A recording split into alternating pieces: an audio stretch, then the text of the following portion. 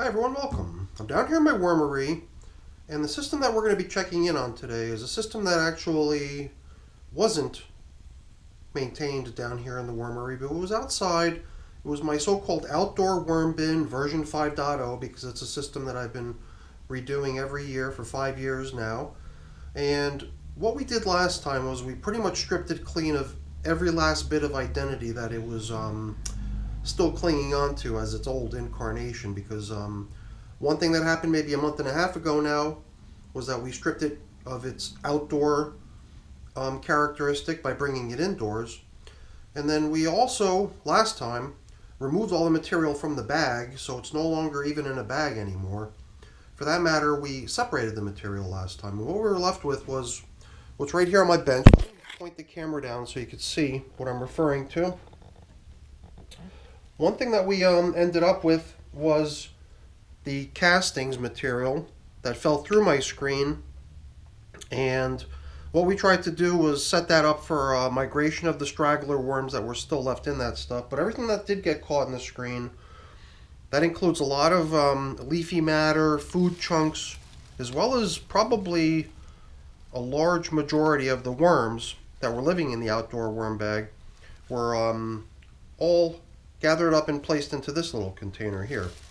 And one thing that I've got going on here is just a little indicator to show the original launch date of the outdoor worm bag version 5.0. And oh yeah, over here is the traditional covering that was always on the outdoor worm bag. I just keep flashing that thing because until we're truly done with this system, I figure this is the most recognizable object. It's really just a piece of painted plywood, and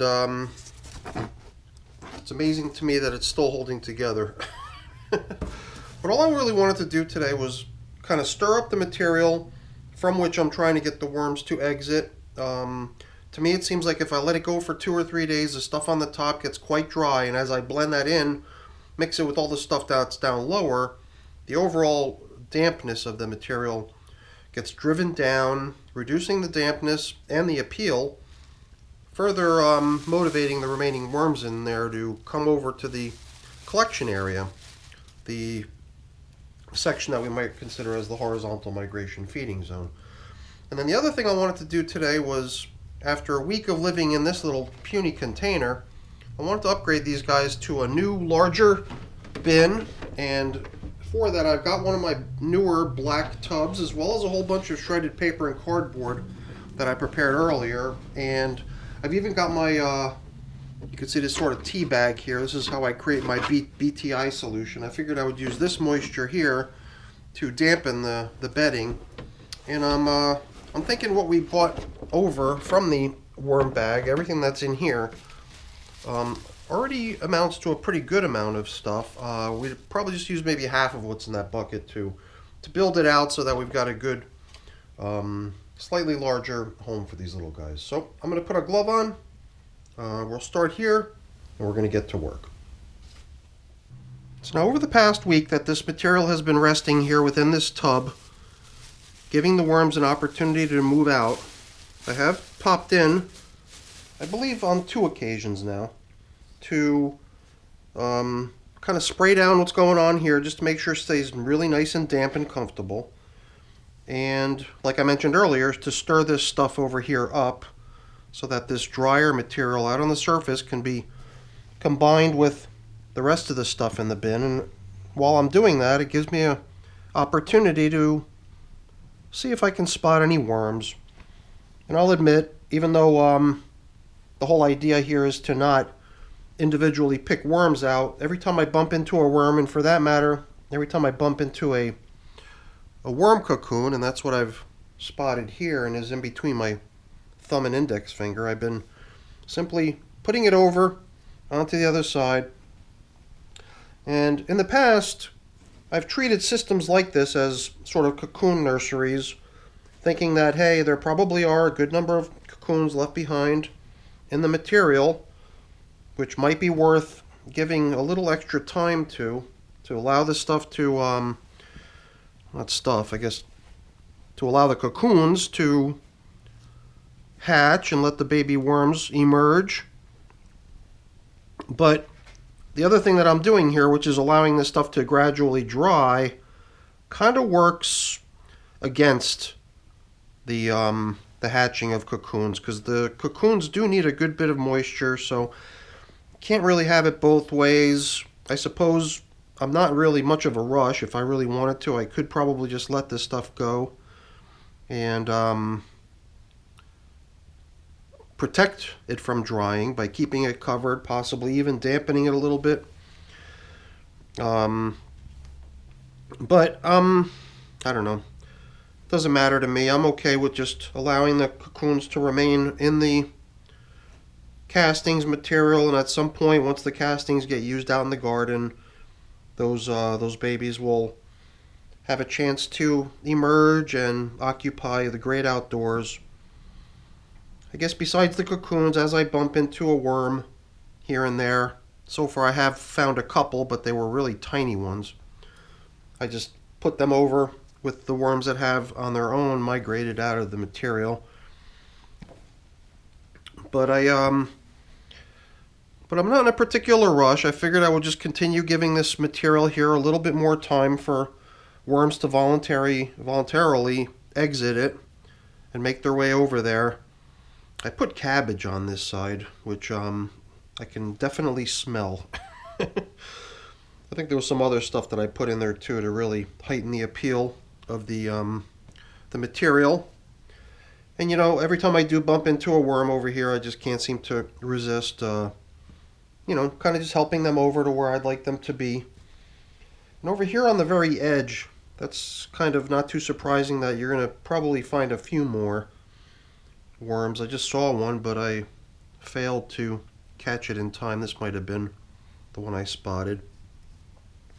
Right here on the edge, the material is in pretty close proximity to the other side, so the cardboard kind of gets a little bit soaked and enables the castings material on this side to remain a little bit more damp. So that's the kind of stuff that I think is probably worth bringing out over into this direction to help it dry.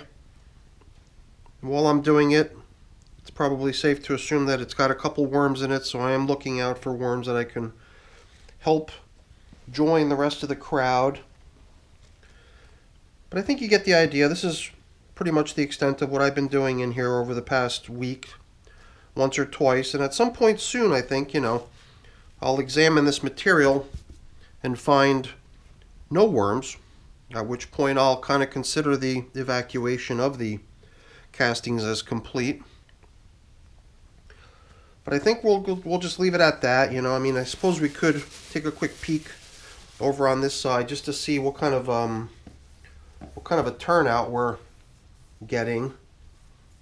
I can definitely see a good many worms down here, enjoying the moisture and the food that we set up for them. So besides cabbage, I could see some pumpkin bits down there, and the stuff over here is quite damp.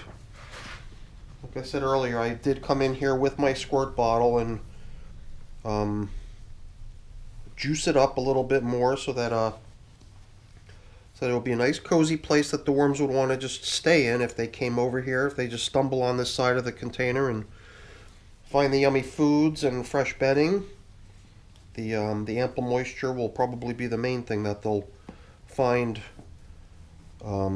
most appealing, especially if they continue venturing around and try to make their way back over there. They're going to, you know, realize that, you know, the stuff over here was so much better and comfortable and damp that it's probably best to return and stay over here. So that's pretty much it. We'll continue on with this a little while longer. Not sure how much more time will be necessary, but at some point we'll do a little bit of a haul out over here and let these little guys over here join the rest of the crowd. But I think it's now time to get over to the setup and population of the new system. The black bin, where we're going to plop in the contents of the green container and give the little guys that live in that thing a nice upgrade in terms of space to live, a little bit more spacious home to occupy. So let's head over there now and continue. there's not really a whole lot to the creation of a worm bin. It's really just a matter of giving them some material that they can adopt as their home. Some sort of a bedding material. A lot of people just use leaves or whatever they've got laying around the house. You don't even need to shred paper up. You can just give them whatever you've got. I mean, at one point in the early days before I got myself a shredder, I would just sort of tear paper into little strips. And I didn't really intend to go too crazy in terms of building a huge environment for them. I want to keep in mind that that green box is probably going to fill up about this much space over here and probably about that deep, so perhaps another handful or two of this will be adequate. And then we'll leave the middle of the container open, into which we can position the contents of the green bin that the worms are in today. And I think they're going to like what they get over here. I've got a couple other things over here on the side that I thought we could use to interest them into exploring the new material. It's a couple banana peels, some coffee, and over here I've also got my grit. Pulverized eggshell is what I use for grit. So I really don't want to go too nuts with this. I figured if I were to just pour this stuff in, I don't know if I should pour it all in. It might be too much. I'll leave a little bit just in case we don't need it all, but it does feel to me like the paper that's in here can quite easily absorb what I just poured in. So maybe we could easily make use of the entire contents of what remains in my little BTI creation jug. Yeah, I think we're in good shape here as far as having sufficient material to absorb all this moisture. I'll just take those mosquito dunks biscuits or whatever those things are called and place them into a little sock and then suspend it down into some water, and that's how I create my BTI mosquito dunks solution. Because those little biscuits, they do tend to flake apart and leave some debris, but I do like to transfer that fluid into a little spray bottle, and I worry that the little fragments that come loose off of the little biscuit might clog the spray nozzle. So that's my only reason for taking the extra steps of trying to make sure that the fluid is free of debris. But you know, the tea bag that I'm using is imperfect. Sock doesn't really prevent all of the stuff from making itself through into the fluid, so the fluid does sometimes end up with a little bit of that junk in it. Luckily, it's not too bad. So it does seem to me like we're going to be populating this system with a good many worms, and that's kind of the reason I went pretty generous here on the stuff that I bought down here for them. I don't really have an estimate right now, you know, because when I sifted the contents of the outdoor worm bag, I did a large portion of it off camera, so there really wasn't much of an opportunity for people to see what was getting caught in the screen and what was collecting in the green box. But this will be the opportunity, I think, to give estimates for how many worms live in this system, how many worms came out of the outdoor worm bag. And oh yeah, let's not forget, I've also got some coffee here. So I don't know, this was just kind of my little idea on how to get the worms to possibly venture out of the material that they're occupying now and, you know, explore and possibly populate the freshly added bedding material that's out here on the edges. The stuff that I've got down low is pretty damp at this point, so I don't think there's any harm in plopping in just a little bit more dry stuff out here on the edges. As this stuff also absorbs moisture, it'll settle, I believe, and then we'll have ourselves a pretty nice setup. And hopefully by the next time we come back in here to see how the worms are doing, they will have started venturing out of the familiar material that they're living in now and you know, checking out what's on the outskirts of the bin. So let's not hesitate. Let's continue on with bringing the green tub over here. And when we're done, this little piece of paper, little reminder, will be transformed into a permanent sticker that will affix to the side of the container. And these top coverings, I think, can also be useful. This piece of top covering paper is still circular because the bag, the round bag that it was covering, dictated what shape we folded it into. I can even see a little wormy over here. Decided it was going to stick to the top covering newspaper, or actually climb out onto the top of it. Alright, whatever, I don't know why I'm bothering. It's all going into the same place anyway once we're all finished here. So I'm just gonna try to give everyone a little glimpse, as well as give myself a little glimpse into how many worms we've got in this stuff. This was just everything that got caught when I was screening through the entire contents of the outdoor worm bag. That means we captured all the remaining lingering bits of food that were still in progress in the outdoor worm bag. That was the shell of a mango seed. There's a couple chunks of that in here. There's various bits of corn cob. That's what that is. Here's another piece of it. The majority of what I think is making up this over here, though, is leafy matter. So as you can see, these worms were kind of nestled inside of this half of a mango seed. So I'm going to just go through this stuff really quick, just so we can catch a quick glimpse of what all we have here as far as worms populating the material. And I had already kind of penciled in my own personal estimate of how many worms I thought were in here, just based on me observing what was getting caught in the screen each time I took a few handfuls and shook it loose and separated the castings from all this stuff. But I'm already starting to get the sense that perhaps that original estimate that I penciled into my tracking spreadsheet might be a little bit deficient of the actual worm count. Because every handful of material that I inspect over here does feel like it's got lots and lots of worms in it. Big worms, little worms. And I can certainly understand why the worms might want to just stay in this material, because it is pretty nice and cozy, and it is pretty much chock full of usable bedding as well as food scraps. So my only hope is that what we've set up for them as far as fresh bedding and fresh food down in the black container is going to be enough to at least spur on a little bit of exploratory behavior from these little guys. So that's our little glimpse into how many worms came out of the outdoor worm bag. And don't forget, we will be, taking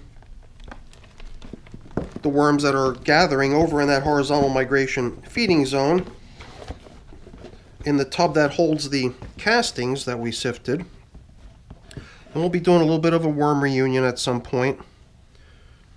But for now, this is our one chance to come up with some estimates. So I'm definitely looking forward to hearing what everybody thinks in terms of how many worms were populating this new indoor system with no longer outdoor worms, now officially being welcomed into the indoor worm community.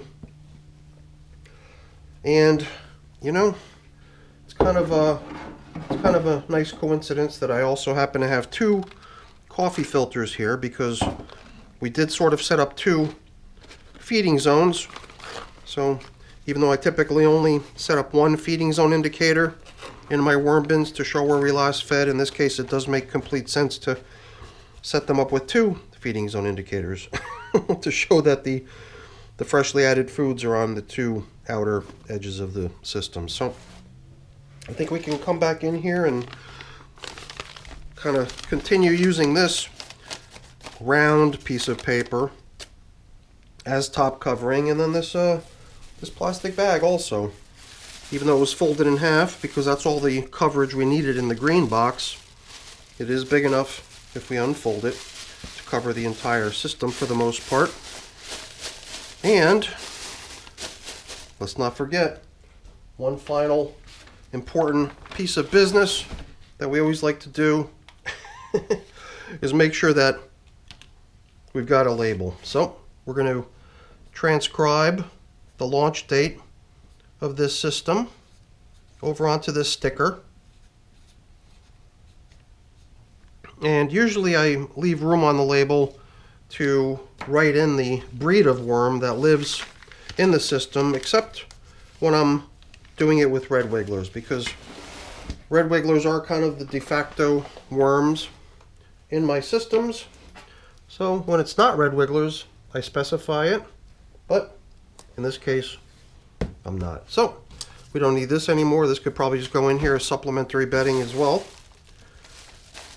and let the worms use it. So that's it for our check-in, everyone. Hopefully you enjoyed it. If you did, as always, please don't forget to leave me a quick thumbs up before you go. That's always really appreciated. And if you haven't done so already, please also consider subscribing to the channel. That's very much appreciated as well. All right, everyone, have a great day. Thanks for watching. Bye now.